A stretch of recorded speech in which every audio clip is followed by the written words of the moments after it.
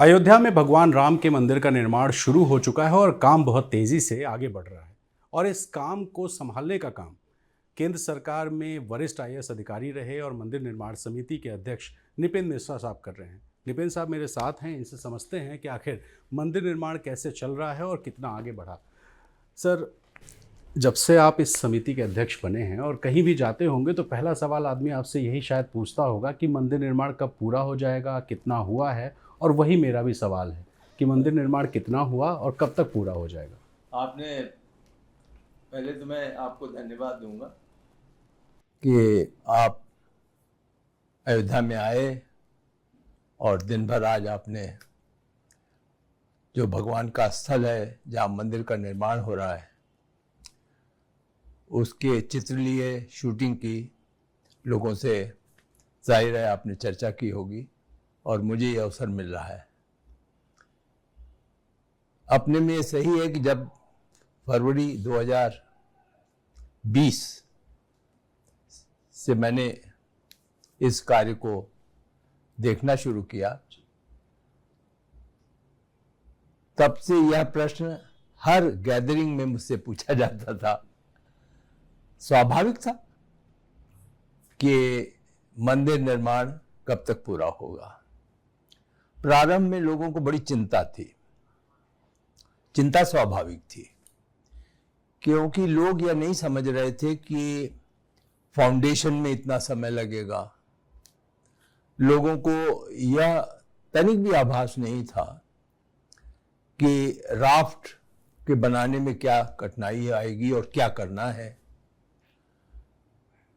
लोग यह नहीं समझ पा रहे थे कि प्लिंथ 5.5 मीटर 5.2 मीटर लगभग का क्यों बनाया जा रहा है।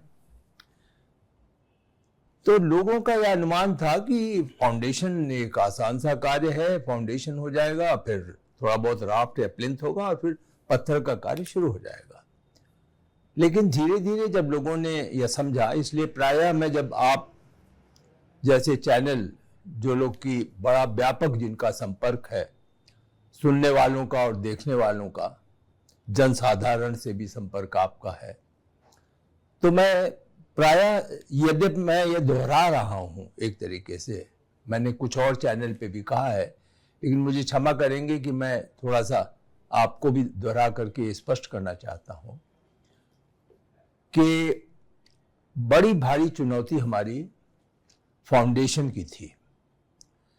चुनौती इसलिए भी थी कि प्रारंभ से ही यह कह दिया गया था, केवल अयोध्या की अपेक्षा नहीं थी, देश की और विदेश में रहने वाले भारत के नागरिक, उन सबकी अपेक्षा थी कि यह मंदिर भव्य हो, लेकिन 1000 वर्ष से इसका आयु कम नहीं होनी चाहिए। और सबको यह भी एक तरीके से आस्था के साथ एक आशा थी कि कम से कम शायद अब की राम भगवान का मंदिर का निर्माण कार्य होगा, क्योंकि लोग वर्षों से लड़ते हैं। इसका एक बड़ा पुराना इतिहास है, लगभग 500 वर्ष का लड़ाइयां होती रही और एकाएक आपने देखा, और मैं दुहाई दूंगा अपने सुप्रीम कोर्ट को, उच्चतम न्यायालय को, कि एक निर्णय नवंबर 2019 में करके उन्होंने इतने बड़े विवाद को समाप्त कर दिया और सब वर्ग संतुष्ट हो गए, सब वर्ग शांत हो गए, सब वर्ग ने यह समझा कि हमारे साथ न्याय हो गया। तो यह कार्य जब शुरू हुआ तो हम लोग फाउंडेशन के लिए मिट्टी खोदना, हम लोगों ने जानकारी करनी चाहिए कि ये मिट्टी है कैसी। इसके लिए बड़े बड़े एक्सपर्ट बुलाए गए। केंद्र की एक अनुसंधान संस्था है हैदराबाद में, उनको यहां पर बुलाया गया। तो सबने ये कहा कि इस मिट्टी में आपको कार्य बहुत करना पड़ेगा, और वही हुआ। हमको पूरे, आपने तो आज देखा, मंदिर का जो विस्तार है, लंबाई है, चौड़ाई है, लगभग 2 एकड़ में है। तो उस लंबाई चौड़ाई में सारी मिट्टी 15 मीटर नीचे तक, 15 मीटर का मतलब आप यूं अनुपात लगाएं कि 3 किता मकान जो होता है उसकी नीचे हमने जमीन खोदी, मिट्टी हटाई और मिट्टी हटा करके एक नई मिट्टी, जिसको कि हमारे आईआईटी चेन्नई ने रिकमेंड किया था, वहां के सिविल इंजीनियर ग्रुप ने, जो विभाग है वहां, उस मिट्टी को लाके इसमें डाला और भरा और फिर उसको लेयर बाय लेयर वह कार्य लगभग 6-8 महीने लगा। लेकिन बड़ी कृपा थी कि हमने उसको वर्षा ऋतु के पहले पूरा कर लिया। अब वो जब हो गया तो फिर राफ्ट का कार्य आया। राफ्ट में हमको इस प्रकार का रिकमेंडेशन था कि राफ्ट ऐसा बने जिसको कंक्रीट को डालने से कुछ समय में वह बिल्कुल से पत्थर के गुण जो होते हैं स्टोन के, उस तरीके का हो जाए। तो उसका एक इंजीनियर्स का रिकमेंडेशन आया। IIT Kanpur, IIT Delhi, IIT Chennai, IIT Surat और central building research institute Roorkee, ये 5 लोगों ने संस्तुति की कि जो अब राफ्ट का मिक्स होगा, जो मटेरियल होगा, वो कैसा होगा और उससे स्टोन की क्वालिटी होगी। यह भी शर्त थी, आपने आज जानकारी की, आपने अभी उसका उल्लेख भी किया कि इस मंदिर में लोहा का इस्तेमाल नहीं होना है, क्योंकि लोहे का लोग कहते हैं 90-94 साल का आयु होती है, तो लोहे का इस्तेमाल नहीं होगा। तो इसलिए एक कंक्रीट ऐसा बनाया गया जो कि हर बार जब लेयर डाली जाती थी तो उसका टुकड़ा टेस्ट होता था कि इसकी स्टोन जैसी क्वालिटी मिली या नहीं मिली, उसकी स्ट्रेंथ चेक होती थी। वो जब बन गया, राफ्ट पूरा हुआ पूरे क्षेत्र में, तब फिर हम लोगों ने प्लिंथ बनाया।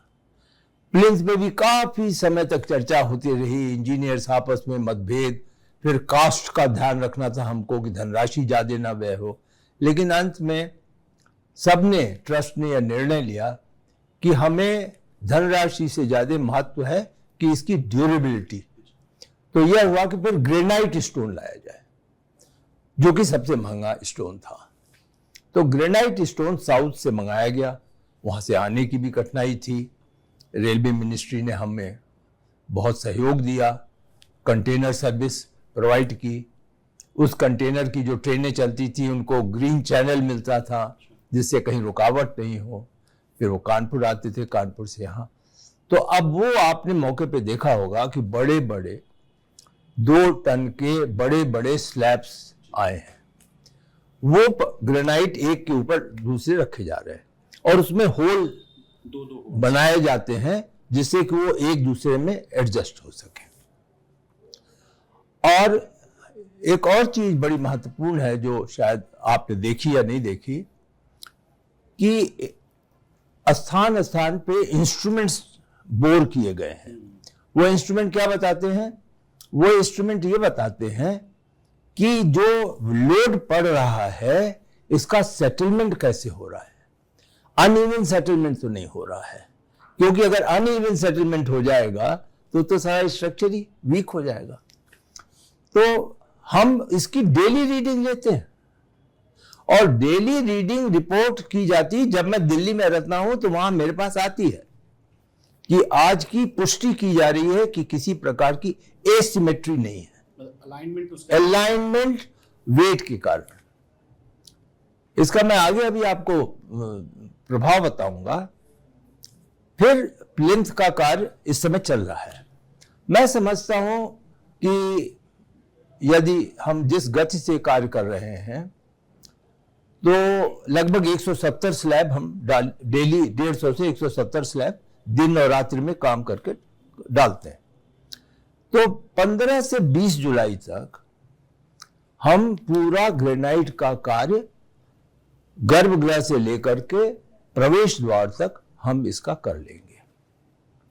इसीलिए कि दोनों कार्यों में मिसमैच ना हो, कुछ स्थान पे शुरू में गर्भगृह में जहां हमने 5 लेयर ग्रेनाइट की डाल दी थी, वहां पे बंसी पहाड़पुर का पत्थर जो सुपर स्ट्रक्चर है, जो पूरा बहता, हाँ, जो गुलाबी पत्थर है जिससे कि पूरा मंदिर बनेगा, तो उसको डालना शुरू किया। वही 1 जून को जो है माननीय मुख्यमंत्री जी आए थे और अन्य के साथ उन्होंने शिला को वहां पर स्थापित किया। तो शिला रखी गई। शिला जब रखी गई तो कुछ इंजीनियर्स ने तुरंत यह लिखा कि साहब आप यह देख लीजिएगा कि जो शिला रखी जाए ऐसा ना हो कि जो ग्रेनाइट की 5 लेयर्स डाली जा रही हैं, जब तक वो गर्भगृह और गुरुग्रह दोनों का कार्य ना पूरा हो जाए उससे पहले बहुत ज्यादा शिला का वेट ना पड़े, क्योंकि अगर कर दिया तो ये पहले वेट के कारण नीचे जाएगा और इधर जहां पे शिला नहीं है वो सेटलमेंट ऊपर हो जाएगा, तो एसिमेट्री हो जाएगी। तो फिर जो मैंने पहले आपका उल्लेख किया था कि इंस्ट्रूमेंट मेजर कर रहे हैं डेली कि सेटलमेंट कैसे होगा, और हमने उन इंजीनियर्स की संस्तुति मानी है और अब यह निर्णय ले लिया गया है कि जब दोनों मंडप में 5 लेयर ग्रेनाइट पड़ जाएगी तब हम शिला का कार्य बढ़ाएंगे आगे, जिससे किसी प्रकार की एसिमेट्री ना हो। तो एक लंबे समय आपका लेकर के मैंने ये उत्तर दिया है, केवल इसीलिए कि सबको जानकारी हो कि इस कार्य में क्या चुनौती थी। हम पूरी तरीके से आस्था के साथ, विश्वास के साथ और जिम्मेदारी के साथ ये कोशिश कर रहे हैं। इसका प्रथम चरण मंदिर के निर्माण का दिसंबर 2023 तक पूरा होने की कम से कम मैंने अपने मन में ठाना है, और अगर ऐसा आशीर्वाद मिला तो अवश्य पूरा होगा। प्रथम चरण क्या है? तो प्रथम चरण में गर्भगृह में भगवान की स्थापना हो जाएगी, और शायद मैं ये विश्वास के साथ कह सकता हूं कि यद्यपि निकट तो नहीं, लेकिन श्रद्धालु एक दूरी से उनका दर्शन कर सकेंगे कि यहां पर भगवान स्थापित हैं और ये गर्भगृह है। और पूरे दिसंबर 2024 तक, यानी 1 वर्ष और में, हम लगभग ग्राउंड फ्लोर, फर्स्ट फ्लोर और सेकंड फ्लोर का कार्य पूर्ण करेंगे। कार्विंग का कार्य बचेगा, क्योंकि कार्विंग में बहुत पत्थर ऐसा है जो जब लग जाता है उसके बाद कार्विंग होती है, वो मौके पे नहीं हो सकती। वो कहीं पर कहीं आपकी वर्कशॉप हो वहां पे नहीं हो सकता। तो वो इतना डेलिकेट वर्क है, और यह भी सुनिश्चित करना होता है कि अगर एक पत्थर मिला तो वो एक ही व्यक्ति करेगा, क्योंकि हाथ अलग अलग नहीं हो सकते हैं। तो इस कार्य को करना होगा। तो वह तो लगभग कार्य आप समझें कि थोड़ा चलेगा, और फिर 71 एकड़ का भी डेवलपमेंट है। आज हम लोग ने कल से और आज ये विस्तार से बैठकें की हैं, उसमें एक एक चीज का निर्णय लिया कि परकोटा कैसे बनेगा, रिटेनिंग वॉल कैसे बनेगी, गोपुरम जो एक दक्षिण का प्रतीक है वो कैसे बनेगा, और भगवान राम के अलावा जो ऋषि कुल उनके साथ जिन्होंने कि उनके साथ जीवन, मुनि वशिष्ठ हैं, विश्वामित्र जी हैं, अगस्त्य मुनि हैं, वाल्मीकि जी हैं, शबरी हैं, निषाद जी हैं, जो उनके साथ उनकी वन यात्रा में भी रहे हैं, इन सबके भी मंदिर वहां पर स्थानों पे होंगे। तो कहां कहां पर बनेंगे इसके बारे में भी आज राय लेगी। तो मतलब हम ये सब कह सकते हैं कि भगवान राम की भी 500 साल की प्रतीक्षा खत्म होने वाली है, और भगवान राम के भक्तों की भी प्रतीक्षा खत्म होने वाली है कि भगवान को उनके स्थायी घर में देखें, और ये प्रतीक्षा 1.5 साल में खत्म हो जाएगी। जी, मैं यह कह सकूंगा कि लोग लगभग 1.5 साल या 2 साल में तो देख सकेंगे कि जो उनकी कल्पना थी भव्य मंदिर की, वह पूरी होती दिखाई दे रही है। जो डिजाइन हमने सर देखा है उसमें 5 मंडप दिखाई दे रहे हैं। जी जी जी। तो जो गर्भगृह होगा उसका ग्राउंड फ्लोर आपने कहा जी कि जी जी 1.5 साल में बन जाएगा, तो वो मंडप क्या जो गर्भगृह होगा उस पे मंडप बनेगा, या बाकी आगे भी मंडप बन के तैयार हो जाएगा? ये जो मंडप हैं इसमें आप ये समझें कि ग्राउंड फ्लोर में तो 5 मंडप हैं, जी। तो 5 मंडप निश्चित रूप से दिसंबर तक किसी न किसी फॉर्म में तैयार हो जाएंगे। मंडप में जो कार्य पूरा होना है संभवतः वह दिसंबर 2023 तक 3 मंडप तक होंगे। गर्भगृह तो पूरा होगा, लेकिन गर्भगृह पे भी जो शिखर है 161 फीट ऊंचा, वो तो गर्भगृह में ग्राउंड फ्लोर पे भी है, फर्स्ट फ्लोर पे भी है, सेकंड फ्लोर पे भी है। तो फर्स्ट फ्लोर सेकंड फ्लोर जब बनेगा तो उसके साथ वो शिखर बनेगा। मतलब 161 फीट की ऊंचाई पहुंचने में अभी कुछ और वो समय लगेगा, लेकिन बाकी चीजें जो हैं वो हम पूरी कर सकेंगे। और 5 मंडप, क्योंकि फर्स्ट फ्लोर में फिर 2 मंडप कम हो जाते हैं और फिर उसके बाद कटौती हो जाती है 3rd फ्लोर तक पहुंचते पहुंचते। तो यह समझें आप कि हम दिसंबर 2023 तक ग्राउंड फ्लोर के निर्माण की कार्यवाही पूरी करने में विश्वासरत हैं हम कि यह संभव है। और हमारे जो सहयोगी हैं, ट्रस्ट के लोग हैं, जो लार्सन टूब्रो है, टाटा कंसल्टिंग है, ये सब मिल करके पूरी निष्ठा के साथ कार्य कर रहे हैं। सर, जिंदगी भर आप एक आईएएस अधिकारी की तरह काम कर रहे, सरकार की कई योजनाओं को आपने इम्प्लीमेंट किया होगा, चुनौतियां वहां भी रही होंगी, लेकिन ये चुनौती बड़ी अलग थी कि भगवान राम का मंदिर बनाना है, ड्यूरेबिलिटी भी आपको देखनी है, टाइम ड्यूरेशन भी देखना है कि जल्द से जल्द बन जाए, और तमाम सारे विवाद भी इस मामले से जुड़े थे। तो जब ये जिम्मेदारी आपको दी गई, कितनी बड़ी चुनौती थी और मन में क्या चल रहा था? क्या संशय था, किस तरह का डर था या किस तरह का एक्साइटमेंट था? देखिए, पहली बात तो आपने बिल्कुल सही की। मेरा सारा अनुभव नौकरी का वो एक तरफ हो गया और इस निर्माण कार्य की चुनौती दूसरी तरफ हो गई, क्योंकि यहाँ स्टेक होल्डर्स बदल गए। स्टेक होल्डर्स यहाँ पे हमारे अयोध्या के साधु संत और जनता, स्टेक होल्डर यहाँ भारत की सारी नागरिक, स्टेक होल्डर बाहर, सबकी एक अपेक्षा। तो स्टेक होल्डर्स बदल गए और अपेक्षा के अनुसार उनकी जो मांगें थी, जो एक तरीके से एक्सपेक्टेशन था, वो भी बदलता गया। आपको मैंने बताया कि इसके स्पेसिफिकेशंस आज के इंजीनियरिंग स्पेसिफिकेशन के अनुसार नहीं है, क्योंकि 1000 वर्ष का होना है, ज्यादातर पत्थर का कार्य होना है, लोहा लगेगा नहीं, सीमेंट का भी न्यूनतम उपयोग होना है। तो इन सब चीजों को देख करके वो चुनौती तो थी। दूसरी चुनौती यह भी थी कि ये एक एडमिनिस्ट्रेटिव सिस्टम में नॉर्मल हायरार्की होती है, तो उस हायरार्की में आप अपने आदेशों का अनुपालन करने में एक व्यवस्था जानते हैं। यहां पर वो सब हायरार्की मिसिंग थी तो यहां पर सबको साथ लेके चलना था। अयोध्या का साधु संत भी अगर एक विचारधारा एक्सप्रेस कर दे तो हमें उसको देखना था, मनाना था, उसमें विश्वास डालना था कि हम उसकी आस्था को चुनौती नहीं दे रहे हैं। तो इसलिए आपने ये प्रश्न बहुत सही कहा।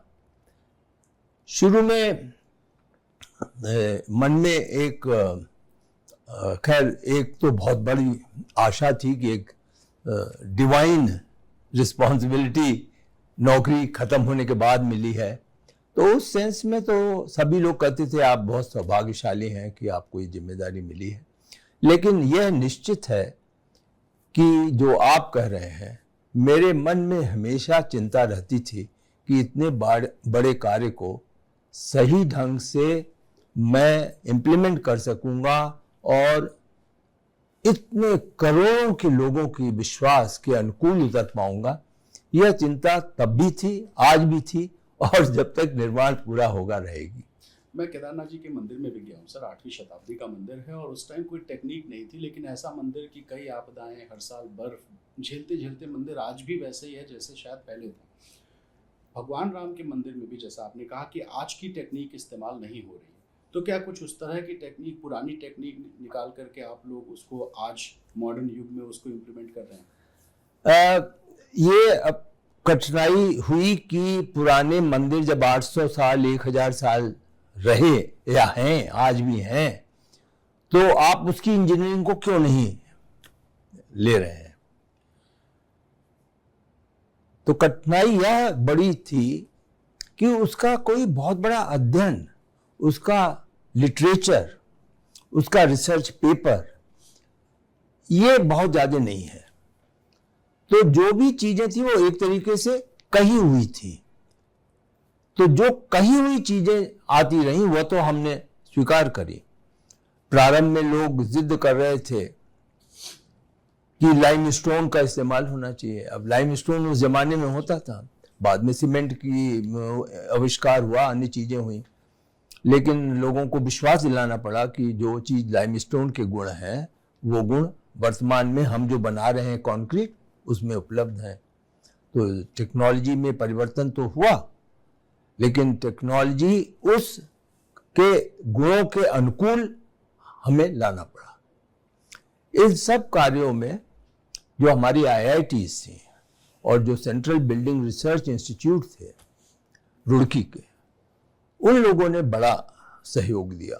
सेंट्रल बिल्डिंग रिसर्च इंस्टीट्यूट का सबसे बड़ा सहयोग था कि वो बिल्डिंग की जो इंजीनियरिंग डिजाइन थी उसकी स्टेबिलिटी टेस्ट हर दृष्टि से, कि अगर अर्थक्वेक आएगा तो सारी इंटेंसिटी सारे पूरे इस इलाके के नेपाल से लेकर के और पूरब के अंत कोने तक किस इंटेंसिटी की अधिकतम अर्थक्वेक पिछले 500 वर्ष में हुई है उसके अनुसार टेस्ट किया उन्होंने, और फिर उन्होंने प्रमाणित किया कि जो आप कर रहे हैं, लोड स्ट्रक्चर दे रहे हैं, वो उसके अनुकूल है।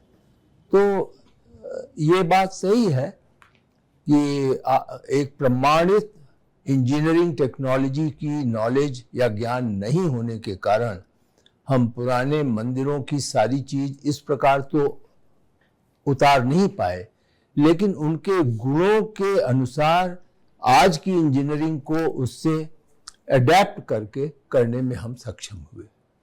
जो पहला सवाल था, मैं फिर से उस पर आ रहा हूँ, वो आम आदमी का सवाल था। आप प्रधानमंत्री जी के साथ लंबे समय तक काम कर चुके हैं, उनसे भी मिलते होंगे, मुख्यमंत्री योगी आदित्यनाथ जी से भी मिलते होंगे, उनके मन में भी उसी तरह का कौतूहल है, वो भी आपसे इसी तरह से पूछते हैं कि साहब कितना काम हुआ, कब तक हो जाएगा, क्या चल रहा है, क्या दिक्कतें हैं, इस तरह के सवाल भी वो पूछते होंगे? कभी कभी भेंट होती है और निश्चित रूप से यह प्रश्न स्वाभाविक है, लेकिन आपने जो इन महानुभावों के बारे में चर्चा की, इनका एक दूसरा प्रश्न होता है। वो प्रश्न ये होता है, तुम्हें कोई कठिनाई तो नहीं है? और अगर हम ये कहते हैं कि मुझे कठिनाई नहीं है, तो कहते हैं फिर कार्य का परिणाम दो। तो इस तरीके से चर्चा होती है। कुछ कहीं ना कहीं उनमें यह तो विश्वास है कि जो जिस प्रवृत्ति और जिस प्रकृति से यहाँ पर जिस सबके साथ मिल करके कार्य होगा वह तो जरूर निष्ठापूर्वक किया जा सकेगा। और वह जागरूक इस दृष्टि से है कि यहाँ किसी प्रकार की कठिनाई नहीं होनी चाहिए। प्रधानमंत्री जी यह सुनिश्चित करना चाहते हैं, मैं क्षमा करिएगा, मैं आपका 1 मिनट समय ले रहा हूँ।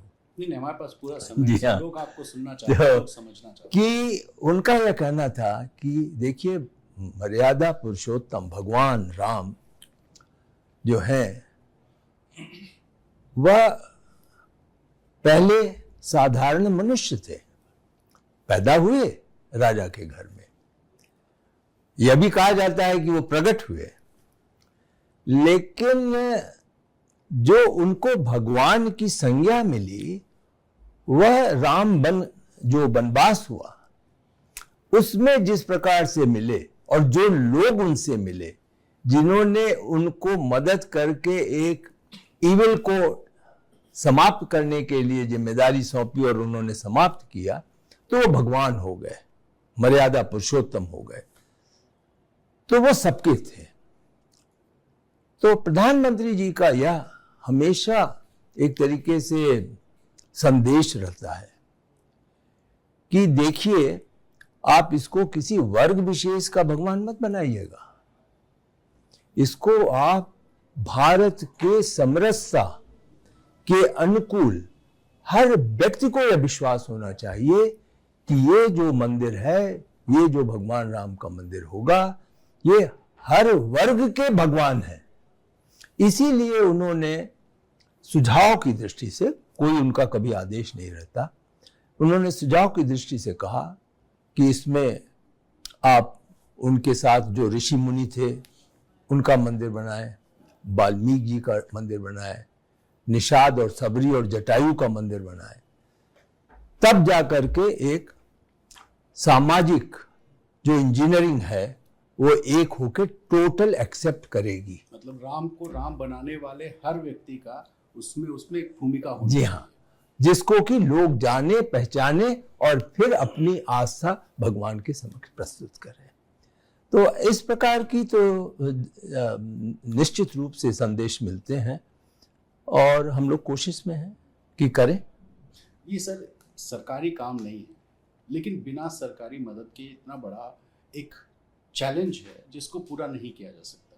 तो केंद्र और राज्य की सरकारों से पूरी मदद मिल रही है? पूरी। मैं दूसरा वही आ रहा था, दूसरा पक्ष राज्य सरकार का है। और मेरी हर मीटिंग में माननीय मुख्यमंत्री जी सबसे पहले ये जानकारी चाहते हैं कि आपको निर्माण कार्य में कोई कठिनाई है। निश्चित मैं उनसे बहुत ही स्पष्ट रूप से चीजें बताता हूं। दूसरी चीज वो चिंतित है कि निर्माण कार्य की जिम्मेदारी तो मुझे है, लेकिन अयोध्या जो आने वाले वर्षों में लाखों और करोड़ों लोगों की हो जाएगी, जो लोग आएंगे, श्रद्धालु आएंगे, उनकी सुविधा पहले तो यहां नहीं है, सुविधा आज भी नहीं है। आप भी जहां ठहरे होंगे आपको कठिनाई हो रही होगी, लेकिन यहां पर वह किस प्रकार से सुविधा डेवलप करें, सड़क बने, अस्पताल बने, पानी की व्यवस्था, बिजली की व्यवस्था, एक एक चीज वह स्वयं अनुश्रवण करते हैं, स्वयं मॉनिटर करते हैं। और जहां तक धनराशि का प्रश्न है, उन्होंने यह पूरी तरीके से सभी सचिवों को, अधिकारियों को और जिला प्रशासन को आश्वस्त किया हुआ है कि धनराशि कभी भी आड़े नहीं आएगी, आप अपने सही ढंग से कार्य करें। और आज मैंने सुबह प्रथम चरण जो फोरनून में मीटिंगें थी, उसमें यहाँ के विकास प्राधिकरण, जिलाधिकारी, आयुक्त सभी लोग आए थे और जो मंदिर से बाहर के प्रोजेक्ट हैं उनके बारे में भी पूरी तरीके से जानकारी की। तो मैं आश्वस्त हूँ कि अयोध्या में भी जो चुनौतियाँ पैदा हो रही हैं, क्योंकि संख्या बढ़ेगी, श्रद्धालुओं की संख्या बढ़ेगी, उनके अनुकूल अयोध्या उतर सके और उनका स्वागत कर सके, राज्य सरकार पूरी तरह आश्वस्त है। सर, काशी विश्वनाथ मंदिर जब बन रहा था तो प्रधानमंत्री जी ने एक लाइन कही थी कि पौराणिकता को बचाते हुए आधुनिकता के साथ इस मंदिर का निर्माण हम कर रहे हैं।